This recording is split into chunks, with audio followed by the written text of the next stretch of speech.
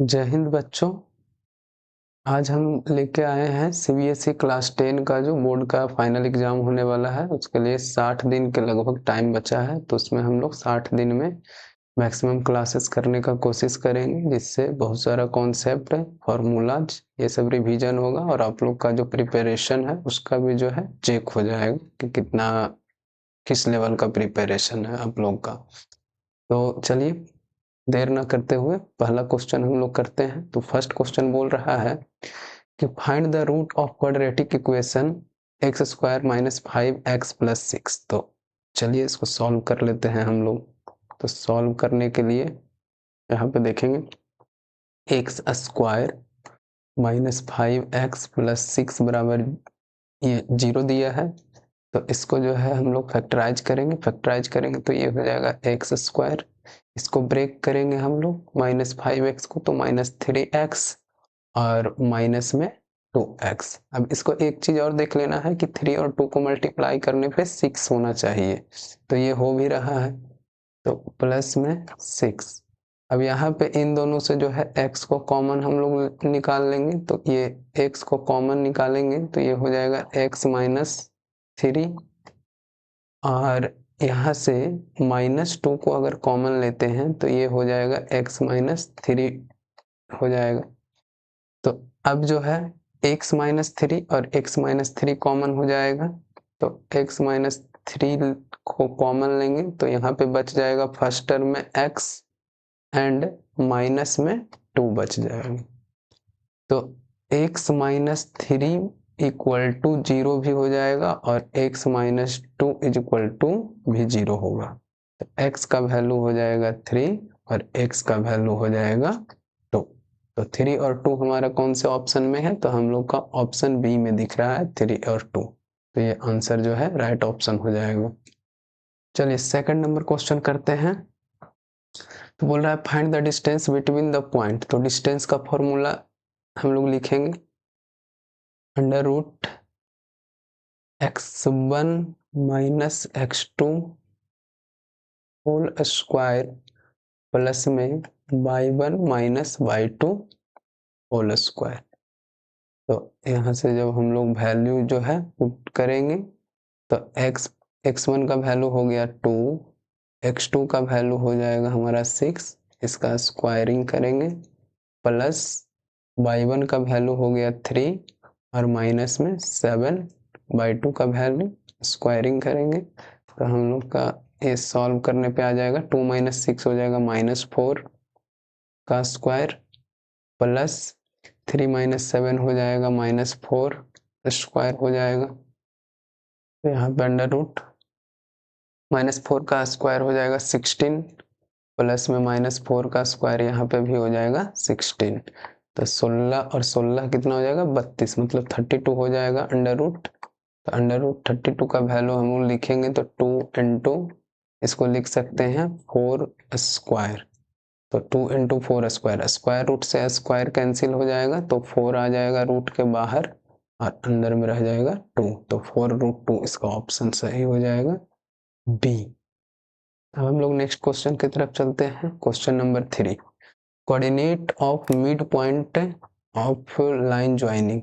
तो देखिए यहाँ पे पूछा है कि मिड पॉइंट में जो है हम लोग देखेंगे कि मिड पॉइंट मान लीजिए यहाँ पे मिड पॉइंट है और ये वाला पॉइंट है -2 और 4 और ये है -6 और माइनस में 4।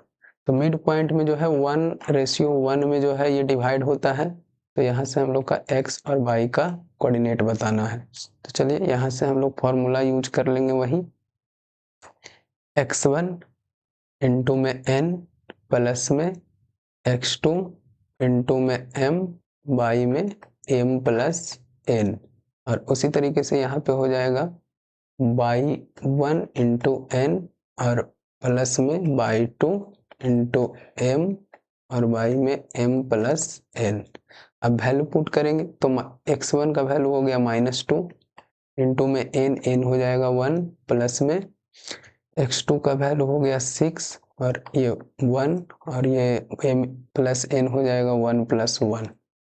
उसी तरीके से y1 का वैल्यू 4 इंटू n का वैल्यू 1 और ये हमारा y2 का वैल्यू हो जाएगा -4 हो जाएगा और इनटू में 1 y में 1 + 1 और ध्यान रखना है कि mn क्या है, m हो गया 1 और n हो गया ये वाला n रेशियो वाला। तो यहाँ पे -2 × 1 हो जाएगा -2 प्लस में 6/2 और उसी तरीके से ये हो जाएगा 4 और प्लस और ये 4 × 1 हो गया -4 और प्लस इंटू माइनस माइनस तो -4/2। अब हम लोग यहाँ से जो है देखेंगे क्या हो जाएगा, तो 6 - 2 हो जाएगा 4/2 और ये हो जाएगा 0/2। 4 - 4 0 होता है, तो हमारा जो कोऑर्डिनेट आ जाएगा 1 × 2 = 2 और 2 × 2 = 4, तो 2 हो गया x कोऑर्डिनेट और 0 हो गया y कोऑर्डिनेट, तो 2 और 0 इसका आंसर हो जाएगा। तो हम लोग ऑप्शन नंबर ए को टिक कर देंगे और ध्यान रखना है 0 2 को टिक नहीं करना है, टिक करना है 2 और 0 को। अब हम लोग आते हैं क्वेश्चन नंबर 4 पे। क्वेश्चन नंबर 4 बहुत आसान है, sin 30 डिग्री का वैल्यू पूछा है, तो sin 30 डिग्री आप लोग को पता ही होगा कि ये होता है 1/2, तो ऑप्शन सी करेक्ट आंसर हो जाएगा। अब हम लोग आएंगे 5 में tan थीटा = 1, तो यहाँ पे ध्यान देना है कि थीटा की जगह पे क्या रखेंगे, tan 30 डिग्री नहीं होता है, tan 30 डिग्री हो जाता है 1/√3, tan 45 डिग्री होता है 1, तो थीटा का वैल्यू हो जाएगा 45 डिग्री। आगे हम लोग नेक्स्ट क्वेश्चन पे चलेंगे, तो नेक्स्ट क्वेश्चन हो गया 6 में पूछ रहा है कि curved surface area of cone, तो ध्यान रखना है कि curved surface area CSA of cone जो होगा वो होता है πRL, तो πRL हमारा option number C is the correct option.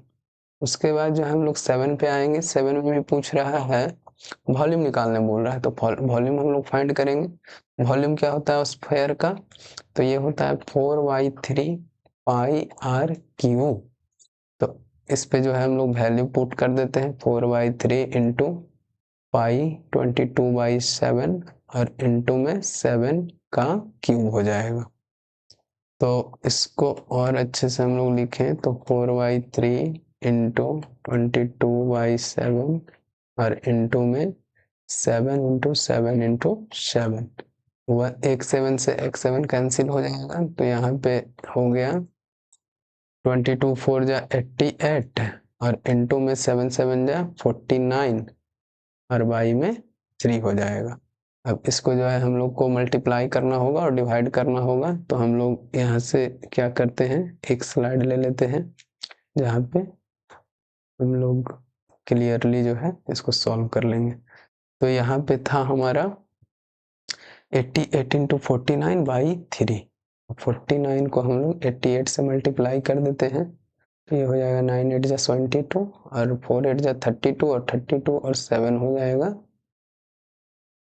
39, तो 39, तो यहाँ पे 2 9 3 हो जाएगा, ऐड करेंगे तो 2 9 2 11 9 3 12 और +1 30 और 3 + 1 4, इसको डिवाइड करना है हम लोग को 3 से कर देते हैं, 3 1 = 3, फिर जो है यहाँ पे 3 4 = 12 हो जाएगा, 1 3 3 = 9, तो यहाँ पे आ गया 2 और 3, यहाँ पे 2 आएगा तो 3 7 = 21। आई होप कि आप लोग को अच्छे से डिवाइड आता होगा। तो यहाँ पे रिमाइंडर 1 बच रहा है, लेकिन वहाँ पे पॉइंट में तो आंसर है नहीं, तो हम लोग देख लेंगे 1437 के लगभग कौन सा ऑप्शन है, तो 1437 ये हमारा हो गया ऑप्शन ए। अब हम लोग चलेंगे क्वेश्चन नंबर 8 पे। क्वेश्चन नंबर 8 बोल रहा है कि प्रोबेबिलिटी ऑफ गेटिंग हेड, अगर एक सिक्के को जो है उछाला जाता है तो बताना है, तो क्वाइन में जो है हेड होता है और टेल होता है, तो हम लोग फॉर्मूला लगा देंगे PE = favourable outcome by total outcome. तो यहाँ पे फेवरेबल आउटकम, फेवरेबल क्या हो जाता है, जैसे हेड का पूछा है तो हेड जो है एक बार आ सकता है तो 1 लिखेंगे, और टोटल आउटकम हेड और टेल दोनों आ सकता है, तो यहाँ पे जो है टोटल आउटकम, तो 1/2 हमारा ऑप्शन सी करेक्ट आंसर हो जाएगा। अब हम लोग चलेंगे क्वेश्चन नंबर 9 पे। क्वेश्चन नंबर 9 बोल रहा है if circumference of a circle is, तो सरकमफ्रेंस हमारा निकालेंगे सरकमफ्रेंस ऑफ सर्कल, ये क्या होता है 2πr। तो सरकमफ्रेंस का वैल्यू हमारा दिया है 44, अब बराबर इक्वल टू हो जाएगा 2 इंटू 22/7 और r का वैल्यू नहीं पता, ये तो r तो रेडियस हम लोग फाइंड करना है, तो r जो है हम लोग फाइंड करेंगे तो ये हो जाएगा 44। 7 जो है इधर डिवाइड में है, इक्वल के दूसरे साइड आएगा मल्टीप्लाई में, 2 इंटू 12 जो 2 इंटू 22 जो है मल्टीप्लाई में है तो ये डिवाइड में चला जाएगा, तो इक्वल टू r। अब इसको हम लोग ये करेंगे सॉल्व, तो 22 2 जा और 2 से 2 कैंसिल, तो फाइनली हमारा r इक्वल टू आ गया 7। 7 हमारा question number A is the correct option. अब हम लोग चलेंगे 9 के बाद 10 नंबर क्वेश्चन पे। 10 नंबर में पूछ रहा है कि mean of first 10 natural number, तो 10 नेचुरल नंबर इसका सीधा फॉर्मूला जो है आप लोग ध्यान रखिएगा, मीन मीन्स होता है एवरेज, तो एवरेज निकालने का फॉर्मूला हम लोग देख लेंगे। लगातार जो है कंटिन्यूअस जो है n नेचुरल नंबर का पूछे तो ये हो जाता है n+1/2, तो n+1/2, n का वैल्यू दिया है 10 और 10+1 में हो जाएगा 2, तो 10+1 11/2, इसको जब हम लोग सॉल्व करेंगे तो ये पॉइंट में आएगा 5.5। 5.5 मतलब question number option number C is the right option. अब हम लोग चलेंगे 11 पे। 11 जो है HCF है, HCF आप लोग जानते ही होंगे, HCF हम लोग चलते ही फाइंड कर लेते हैं, तो HCF 36 को हम लोग फैक्टराइज कर देंगे, 36 को फैक्टराइज करेंगे तो ये हो जाएगा हमारा 2 इंटू 2 इंटू 3 इंटू 3, और 60 को करेंगे तो ये हो जाएगा 2 इंटू 2 इंटू 3 इंटू 5। आप लोग जो है फैक्टराइजेशन आता ही होगा वैसे कर लीजिएगा डिवाइड वाला जो है मेथड से। तो यहाँ पे हम लोग को HCF चाहिए, तो HCF निकालेंगे, HCF हो जाता है जो कॉमन, जितना भी कॉमन जो यहाँ पे नंबर आ रहा है उसको जो है लिखेंगे, तो 2 और 2 कॉमन हो गया, सेकेंड वाला भी 2 और 2 दोनों में कॉमन है, 3 कॉमन है दोनों में, लेकिन ये एक 3 और ये 5 नहीं कॉमन है, तो यहाँ पे हम लोग इक्वल का साइन लगाएंगे। अब इसको मल्टीप्लाई कर देंगे, 3 2 जा 6 2 जा 12, 12 हमारा जो है करेक्ट ऑप्शन हो गया। उसके बाद जो है 12 पे आएंगे, 12 नंबर क्वेश्चन। 12 नंबर क्वेश्चन पूछ रहा है कि area of square is, area दे दिया है, एरिया ऑफ स्क्वायर ये होता है हमारा साइड का स्क्वायर, साइड स्क्वायर, तो एरिया दिया है 144 इज इक्वल टू हो जाएगा साइड स्क्वायर, तो साइड हम लोग को चाहिए तो 144 पे हम लोग स्क्वायर रूट करेंगे, क्योंकि स्क्वायर को इधर से हटाना है, साइड चाहिए हम लोग को, तो साइड इज इक्वल टू हो जाएगा, ये हो जाएगा 12, साइड आ गया हमारा 12, 12 हो गया। उसके बाद 13 नंबर क्वेश्चन बोल रहा है कि the sum of interior angle of a triangle, interior angle of triangle तो जानते ही होंगे कि sum of all angle of triangle होता है 180 डिग्री। अब हम लोग आएंगे क्वेश्चन नंबर 14 पे। 14 नंबर पूछ रहा है कि the graph of linear equation of two variable का लीनियर इक्वेशन जो है उसका ग्राफ कैसा बनेगा, तो ये स्ट्रेट लाइन शो करेगा, क्योंकि ये स्ट्रेट लाइन के लिए जो है लीनियर इक्वेशन आता है।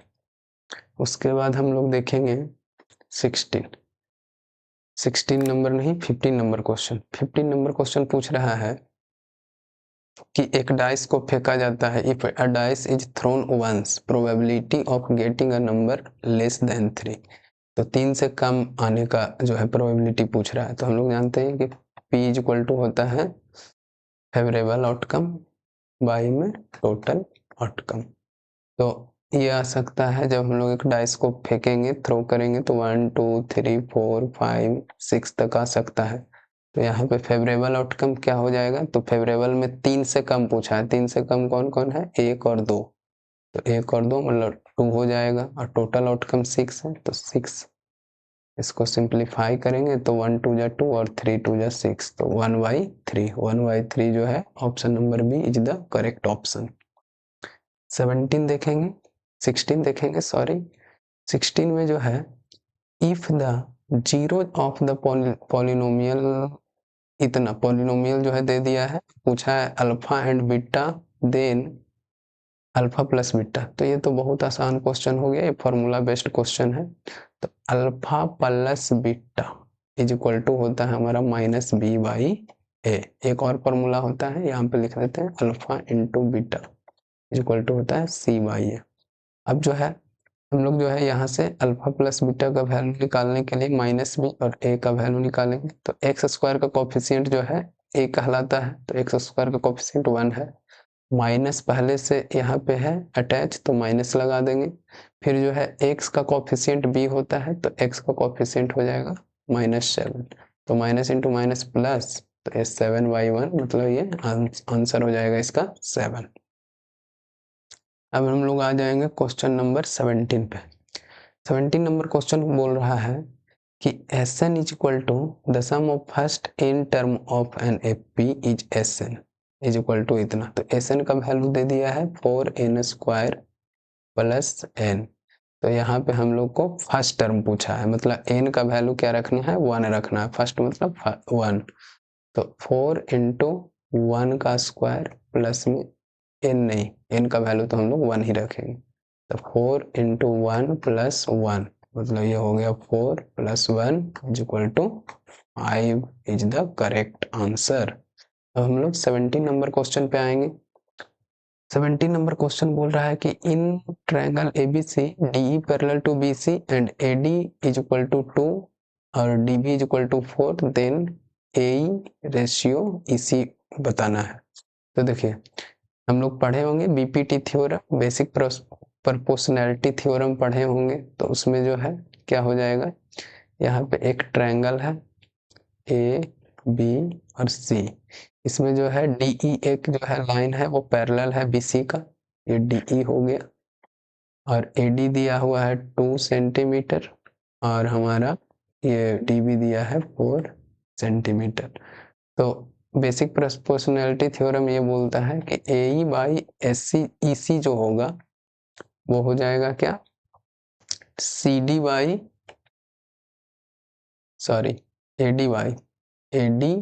बाई में DB के बराबर हो जाएगा, इक्वल हो जाएगा। और ये हमारा AD बाई DB क्या है, तो AD है 2 और ये DB है 4। इसको जब हम लोग सिंप्लीफाई करेंगे 2 2 जा 4 और 1 2 जा 2, मतलब कि ये हो जाएगा 1/2, इसका करेक्ट ऑप्शन हो जाएगा। मतलब AE रेशियो EC हमारा जो आ गया है वो 1:2। ये कैसे आया, by BPT basic proportionality theorem के जो है हेल्प से आया है। अब हम लोग का जो है 19 नंबर क्वेश्चन देखेंगे। 19 नंबर क्वेश्चन पूछ रहा है कि the value of k for which the system 2x + 3y = 11 और 4k + ky = 22। तो इसमें जो है has infinitely many solution. Infinitely many solution के लिए क्या होता है, तो देखेंगे एक होता है यूनिक सॉल्यूशन, दूसरा होता है नो सॉल्यूशन और तीसरा कंडीशन बनता है इनफाइनाइटली सॉल्यूशन या इनफाइनाइट सॉल्यूशन। तो इसके लिए होता है A1/A2 is equal to B1/B2 is equal to C1 में C2। तो A1 का वैल्यू कितना हो जाएगा, तो फर्स्ट वाला जो इक्वेशन में x का कोफिशिएंट है वो A1 हो जाएगा, बाई में A2, सेकंड वाले का x का कोफिशिएंट 4, तो ये A2 हो गया। B1 हमारा हो गया 3 और B2 हो गया हमारा K और C1 हो गया हमारा 11 और C2 हो गया 22। तो यहाँ से हम लोग जो है किसी जिसमें k है, क्योंकि k का वैल्यू फाइंड करना है तो k वाले फ्रैक्शन से किसी को भी इक्वल कर देंगे। मान लीजिए हम लोग लिख दिए 2/4 इज इक्वल टू 3/k। इसको सॉल्व करेंगे तो 2 इंटू k हो जाएगा 2k इज इक्वल टू 12। तो k इज इक्वल टू हो जाएगा 12/2, मतलब इसको सिंप्लीफाई करेंगे तो 6, k का वैल्यू हमारा आ गया 6। उसके बाद हम लोग लास्ट 20 नंबर क्वेश्चन पे चलेंगे। 20 नंबर क्वेश्चन बोल रहा है कि the ratio in the x axis divide the line joining 2 minus 2। अच्छा, एक्स एक्सिस जो है डिवाइड कर रहा है, तो एक्स एक्सिस डिवाइड करेगा तो वाई का वैल्यू हो जाएगा 0, ये ध्यान रखना है।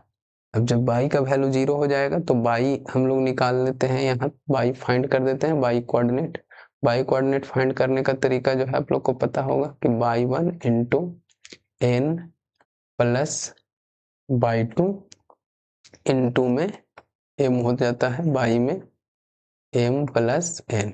यहाँ पे चाहे तो आप लिख सकते हैं कि लेट रेशियो जो हमारा होगा वो हो जाएगा m रेशियो n, और वही m और n यहाँ पे यूज किया गया है। तो यहाँ से इसके इक्वल आना चाहिए 0, तो y1 का वैल्यू हमारा हो जाएगा -2 इंटू एन, और प्लस में y2 हो जाएगा 4 इंटू एम, और y में m plus n is equal to 0। अब m प्लस n जो है मल्टीप्लाई होगा तो ये 0 हो जाएगा, और -2 और n को मल्टीप्लाई करेंगे तो -2n प्लस में 4m इज इक्वल टू 0, क्योंकि m प्लस n जो है यहाँ पे गया डिवाइड से मल्टीप्लाई हुआ 0 से, तो 0 हो गया। तो हम लोग लिख सकते हैं कि 4m is equal to -2n जाएगा इक्वल के दूसरे साइड, तो ये हो जाएगा +2n। तो हम लोग को रेशियो ही पूछा है, रेशियो बताइए, तो m by n is equal to हो जाएगा क्या, 2/4।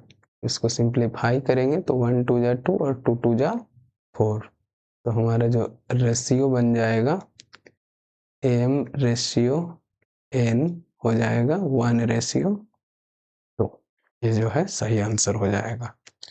तो ये हमारा लास्ट क्वेश्चन था दोस्तों।